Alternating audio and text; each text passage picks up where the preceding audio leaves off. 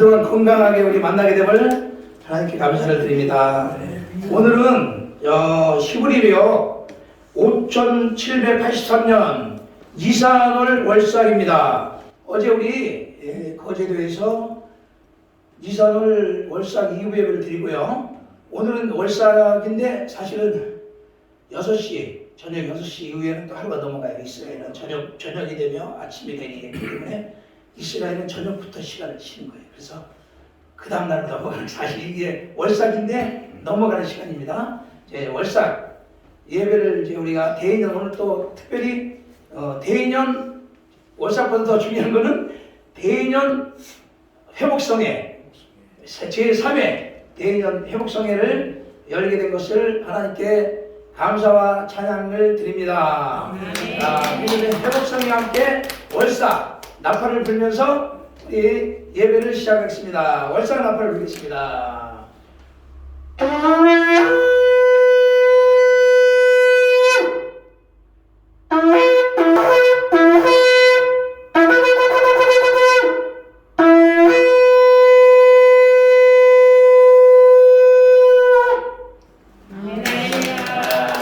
제가 니산월이라고 말씀을 드렸습니다. 니산월은 종교력 1월입니다. 종교력 1월. 원래는 이스라엘 하나님께서 출애굽하기 전에는 이스라엘이 민간력을 지켰어요. 민간력을 지켰는데 그러니까 민간력으로 7월 1일이 원래 이스라엘 설날입니다. 우리는 1월 1일이 되잖아요. 일곱 번째 달을 첫 달로 하는 거예요, 이스라엘. 그래서 7월 1일이 티슈리월 맞죠? 네, 티슈리월 1월 1일이 나팔절이고 또 첫날이고 설날이에요, 이스라엘. 원래 민간력을 지켰는데 하나님께서 이제 출애굽한 이스라엘이 그 날을 잊어버리지 않고 뜻깊게 지키기 위해서 출애굽한 그 달의 첫날을 니산월을 종교력 첫 달로 지키라고 했습니다. 이것이 어디 있냐면 출애굽기 12장 1절부터 2절에 있습니다. 한번 볼까요, 우리? 12장 1절부터 2절까지 읽겠습니다. 여호와께서 애굽 땅에서 모세와 아론에게 일러 가라사대 이 달로 너에게 달이 시작 해의 첫 달이 되게 하고. 아멘. 그래서 이제 원래 7번째 달인데 민간력으로 7번째 달이 첫 달이 되고 종교력으로 첫 달이 된 거예요. 그래서 이스라엘은 달력이 두 가지가 있습니다. 민간력과 종교력이 있습니다. 그래서 종교력 1월 달은 니산월이라고 했죠. 그래서 제가 니산월 월삭 달의 첫날을 지금 하나님께 드리는 거예요. 하나님께서 첫 것을 하나님께 드리라고 했죠. 네, 첫 것을 드리라고 했어요.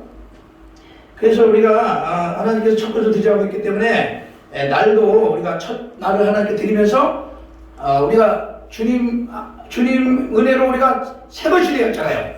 보라 너희는 새 것이 되었다. 그죠? 새로운 피조물이라 보라 새 것이 되었다 그랬죠. 그래서 우리는 새 것입니다. 그래서 새 것이 된 우리는 또 달의 첫날도 하나님께 드리는 거예요. 그러면서 모든 것을 하나님을 위주로 살아가는 겁니다. 이것이 성도들이 해야 될 일입니다. 그래서 이제 우리가 첫 시간을 하나님께 드리는데 이 니산월에는 어떤 뜻이 있냐, 어떤 의미가 있냐면 굉장히 중요해요. 12달이 있잖아요, 달이. 12달 중에서 이 첫 달, 종교력 1월 달에는 무슨 일이 있었냐면은, 그 이스라엘 백성들이 출애굽하기 전에 양을 잡아서 그 문설주에 피를 발랐죠. 그래서 피를 바르고 나서 천사들이 그 밤에 지나갔죠. 침례 보고 지나갔어요. 그렇죠? 애굽은 피가 없었기 때문에 애굽의 자기들은 다 죽었어요. 근데 피를 보고 넘어갔다 해서 6월절이죠. 그래서 6월절 날이 언제냐면 바로 이 니산월에 있어요. 1월 14일 저녁이 6월절입니다. 그래서 1월 14일을 지키고 그 다음날은 15일이잖아요. 15일은 무교절이에요. 무교절은 무슨 날이 있었냐, 무슨 일이 있었냐면 무교절은 애굽에서 이스라엘 백성들이 탈출해서 나온 거예요. 애굽에서 출애굽에서 나온 날이 바로 무교절이에요. 그래서 무교절을 지키게 된 거예요. 그래서 이제 1월달에 니산월에는 6월절과 무교절이 있어요. 그 다음에 다음에 온 절기가 뭐죠? 네, 초실절이 있습니다. 이제 6월절 무교절이 있는 그 주에 돌아오는 첫 번째 주일날이 초실절이에요. 그러니까 6월절 무교절 초실절이 바로 연결된 게 아니고 좀 날이 6월절 무교절은 바로 연결이 되는데 무교절과 초실절은 조금 띄워질 수가 있죠. 그래서 이제 올해는 4월 5일이 6월절이에요. 6월절 4월 5일이. 자, 그럼 여러분 여기서 4월 5일날 지켜야 되겠어요? 안 지켜야 되겠어요? 여러분은 이제 그 주님이 십자가에 달려 들어가신 그 의미를 생각하면서 기도하면 지킬 수가 있죠. 많은 사람들은 사순절이라고 해가지고 이것이 원래 천주교에서부터 시작이 된 것 같은데 40일 전부터 예수님의 죽으심을 기립니다. 그죠? 그래서 이제 40일 전부터 매일 기도하고 경건하게 지내면서 주님의 십자가를 생각하면서 그 은혜를 생각하면서 살아가요. 40일 동안을. 그런데 이제 40일을 지키면서 6월절이 무슨 단지를 알고 그 의미를 알고 지키면 굉장히 중요하겠죠. 왜냐하면 6월절은 어린 양을 잡는 구약의 그 제사로 끝난 게 아니라 하나님께서 말씀하시기를 메시아를 보낸다고 했잖아요. 메시아를 보내고 그 메시아는 또 우리를 위해서 이사야 53장에 그가 찔림은 우리의 허물을 인하며 그가 상함은 우리의 죄악을 인함이라 그러죠. 그가 징계를 받음으로 우리가 평안을 누리고 그가 채찍에 맞음으로 우리가 나음을 이루도다. 주님께서 우리 양이 되어 서서 십자가에 달려 돌아가실 것을 6개월 전에 온 세례요한은 예수님이 오신 것을 앞으로 지금 오신 것을 바라보면서 보라 세상 죄를 지고 가는 하나님의 어린 양이로다. 예수님이 어린 양이라고 했어요. 그럼 그 어린 양에는 뭐가 있어요? 구약의 6월절 양의 그 의미를 예수님을 보면서 세례요한은 그 생각을 했던 거예요. 성령의 감동으로. 그죠? 그래서 이 6월절은 구약의 그 물덧주에 피를 발라서 죽음을 면한 그 날이기도 하지만은 신약에 와서는 예수님이 오셔서 우리의 모든 죄를 대신 지시고 십자가에 달려 돌아가신 날인 겁니다. 그래서 어린 양과 예수님이 일치가 된 거죠. 예수님이 십자가에 달려 돌아가신 날이 바로 6월절인 거예요. 그래서 이 6월절이 하나님께서 그냥 절기를 그냥 지키라고 하는 게 아니고 절기를 지키라고 했을 때는 하나님의 무슨 뜻이 있었는데 그 앞으로 되어질 일을 하나님이 미리 보면서 그 아들 예수님이 6월절날 죽으실 것을 미리 내다보면서 6월절을 지키게 하셨고 실체 대신 그림자처럼 지킨 그 6월절이 구약에 지킨 6월절이 실체 대신 예수님 오셔가지고 실제로 몸을 가지고 이루신 게 6월절이 된 거예요. 그리고 우리는 예수님을 믿고 6월절을 지켜야 되겠어요? 안 지켜야 되겠어요? 지켜야 되겠죠. 그 의미를 알고 이 날이 바로 예수님이 돌아가신 날이구나 하고 깨닫고 기도하면서 정결하게 지내야 될 줄 믿습니다. 그래서 이제 우리가 절기를 지키는데 유대인들은 그런 의미를 몰라요. 그래서 그 하나님의 말씀을 제대로 몰랐던 거예요. 근데 우리는 예수님을 믿고 그 절기를 알고 지키면 참으로 말씀을 제대로 지키는 건데 무슨 절기를 지키면 무슨 율법을 지키느니 뭐니 그러고 사람들이 얘기하는 사람도 있죠. 그 다음은 뭐야? 하나님 말씀을 관심도 없어. 사실은 관심도 없고 하나님께 관심도 없고 믿음이 없기 때문에 그러는 겁니다.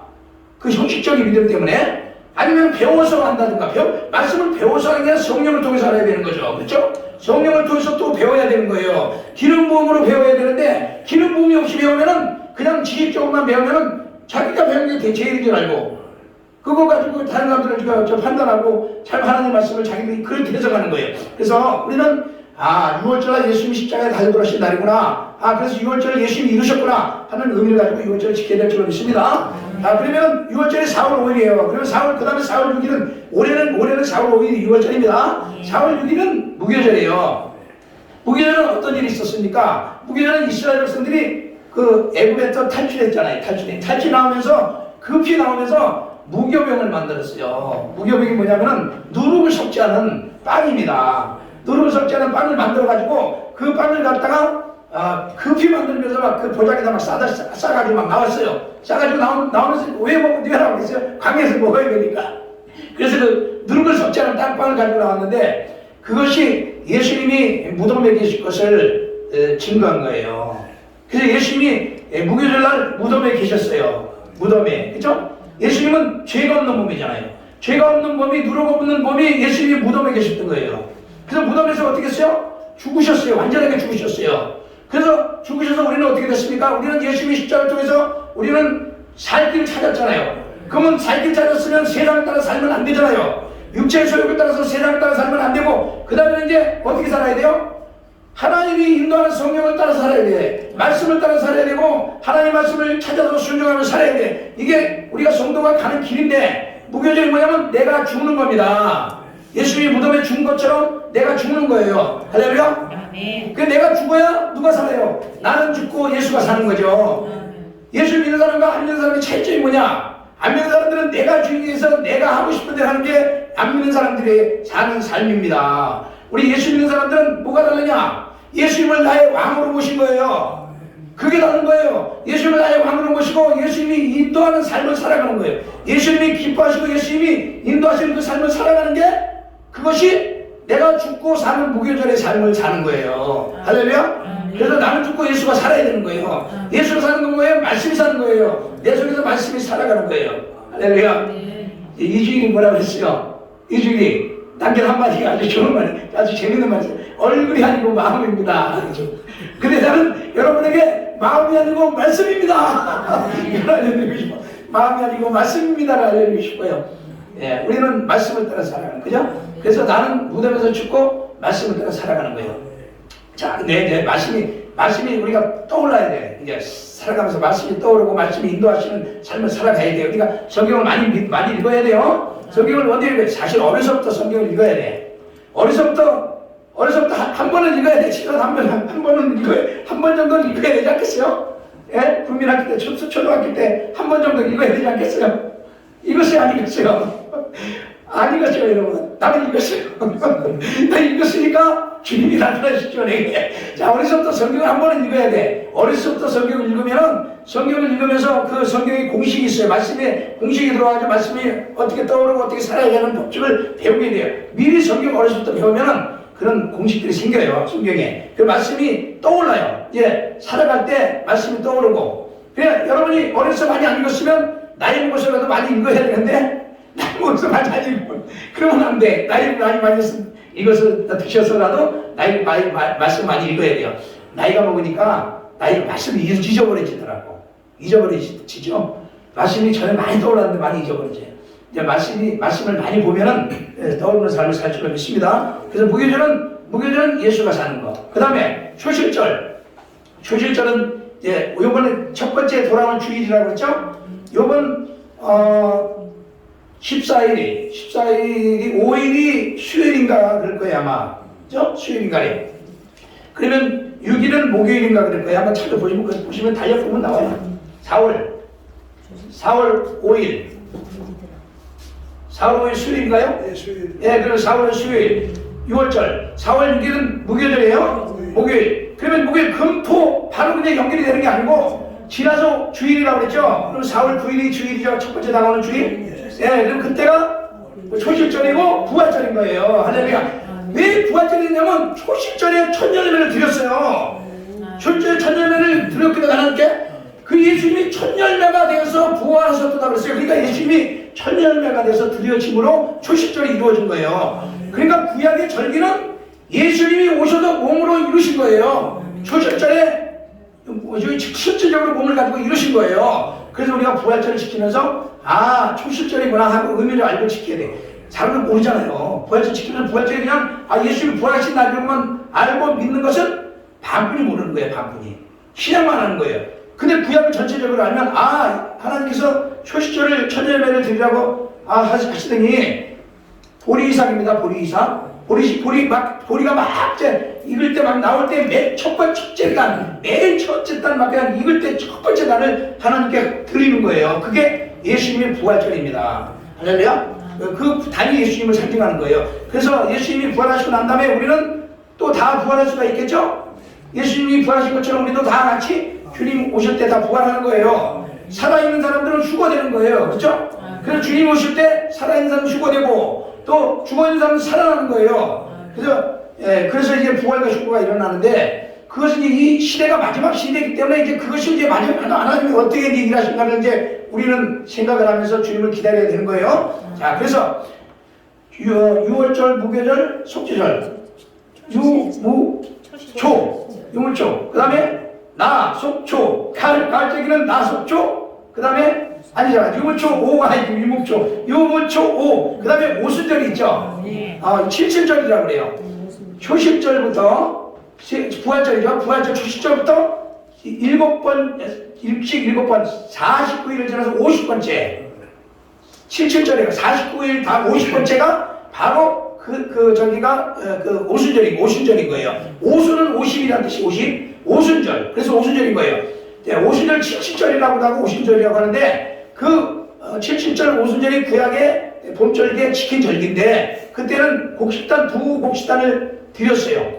두 곡식단을 하나님께 드렸어요. 그때는 밀 추수할 때 밀. 이스라엘 보리가 먼저 나고요. 그 다음 밀이 나요. 근데 두 번째 밀 추수를 할 때가 오순절을 드리는 거 하나님께 밀 추수할 때 맨 마지막에 밀 추수하고 이제 드리는 거 하나님께 두 단을 드리는데 곡식 두 단이 이방교회와 이스라엘 교회와 이방 교회가 예수님의 제자들 통해서 구원받은 걸 상징해요. 두 곡식단 드린 게. 그래서 오순절날 어떻게 또 이루어져야 되잖아요.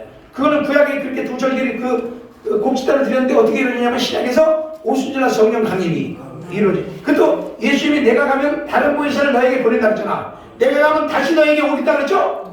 다른 보혜사로 너에게 오겠다 그랬죠. 그것이 성령으로 예수님의 영이 오신 거예요. 오순절날 그래서 이루어진 거예요. 그러니까 구약의 절기를 신약에 대해 이루어졌어요. 그럼 가을 절기도 그대로 이루어지겠죠? 그대로 이루어지겠죠? 그 가을 절기 이루어지는 게 예수님의 나팔절이 공중강림인 거예요. 그 다음에 숙제절 대인년이 이제 성도의 일은 주고 먼저 이긴 자 주고 그 다음에 대신년이 이 땅에서 시작이 되면 그때부터 이제 대인년이 한 1년이 지나면서 뭐가 대환란이 오게 되는 거예요. 7년. 대환란 동안에 아직도 연결지 못한 곡식들을 막 익히는 거예요. 그냥 대환란이 꼭 그렇게 그냥 진노라고만 생각하면 안 돼요. 하나님의 백성들에게는 마지막 익는 시간. 그 겨울에 보면은, 여름에 보면은 태양이 막 뜨거울 때 곡식이 막 잘 익잖아요. 그죠? 그것처럼 그때 이제 많은 성도들이 구원을 받게 되는 거예요. 그냥 히로디문 무리들이 막 사방에서 일어나고, 그리고 또 유대인 또 14만 4천이 구원받고, 두 증인도 올라가고, 막 이런 일이 하려면 실질적으로 문자 그대로 우리는 말씀 그대로 믿어야 되는 거예요. 그렇죠? 말씀을 조금이라도 우리가 조금 빗나가게 오류가 있다고 생각하면, 성경은 오류가 있다고 생각하면, 그 성경은 한이 없이 오류가 있어요. 한이 없이. 그래가지고, 자유주의 신학이 어떻게 시작했냐면, 성경을 이 보면은 창세기부터 이렇게 보니까 하나님의 이름이 나오는데 엘이라는 이름이 쭉 나오다가 보니까 다 여호수아 여호와 나오는 게 아무래도 한 사람이 쓴 게 아니고 다른 사람이 쓴 것 같다 해가지고 제문서 피문서 해가지고 막 나누고 해가지고 이 하나님이 이걸 한 사람이 쓴 게 아니고 이걸 잘못된 거다 이거 막 섞인 거다 이런 식으로 해가지고 성경을 인간적으로 이상적으로 생각해다가 이렇게 물결이 흐르게 되고 보니까 네덜란드 있잖아요. 화란 네덜란드에서 아브라함 카이퍼라고 있죠. 아브라함 카이퍼가 이 자유주의 신화 또 요새 그 신학사상 다 따르고 있다고 하더라고요. 거기에 무천년도 다 들어. 그래서 사람들이 주의종들이 진리를 지금 잃어버리게 된 거예요. 진리를 잃어버리고 생명에 있는 신앙을 못하게 되는 지금 시대가 그렇게 되는 거예요. 그러다 보니까 세상에 지금 전부 다 우리 자유민주주의가 지금 넘어갔잖아요. 5년 동안 완전히 공산주의로 넘어갈 뻔했잖아. 완전히 막 그냥 바로 이제 완전히 넘어갈 직전에 그냥 그래 다행히 하나님께서 어떻게 윤석열 대통령을 또 보내가지고 윤석열 어떻게 대통령이 돼가지고 그때 표도 막 그냥 겨우 조금 아주 작은 차이로 어떻게 내 생각에 부정선거인가 싶은데 아무튼 굉장히 작은 차로 해가지고 이겼잖아. 그래가지고 지금 하나씩 변화시키려고 하는데 갑자기 우리는 마음은 막 갑자기 막 이렇게 바꾸길 바라잖아요. 근데 워낙 많이 심어놔가지고 그게 잘 안 되는 것 같아요. 그래도 그나마 막 어떻게 좀 옛날같이 그런 세상에서 조금씩 이렇게 변화되는 것들이 보여요. 그래도 이재명이가 금방 들어가진 않았어도 그래도 들어가려고 하는 조짐이 자꾸 보이고 조금만 더 있으면 가겠구나. 다음 달에는 가겠구나 하는 생각이 자꾸 드는 게 그나마 그 중에 정치하는 사람 중에 그래도 좀 똑바로 된 사람 몇 명 있어가지고 좀 되나 보는 것 같은 생각이 들어서 그래도 그나마 감사한데 사실 대환란 날이 되면은 어차피 자녀들한테 다 넘어가지 않을까 그런 생각도 들고요. 그래서 우리나라 하나님 사랑하신다면은 우리는 꼭 자파한테 안 넘어가고 꼭 자유민주주의가 돼가지고 대화란에 넘어가면 그나마 다행인데, 그나마 다행인데 자파에 넘어간다면은 정말 진짜 그때는 출교까지 가고야 될 것 같은 생각이 드는데요. 아무튼 지금 이 시간이 그런 시간이 됐고, 이제 마지막에는 나팔절에 예수님 공중강림, 속죄절, 대인절, 속죄절이 이루어지고, 또 초막절은 뭐예요? 예수님 시상강림. 이스라엘에 직접 감람산에 예수님 시상강림 하셔가지고, 그때는 지금 천년왕국 전이죠. 바로 천년왕국 전이니까 그 당시에 살아남은 사람들은 천년왕국으로 들어가겠죠.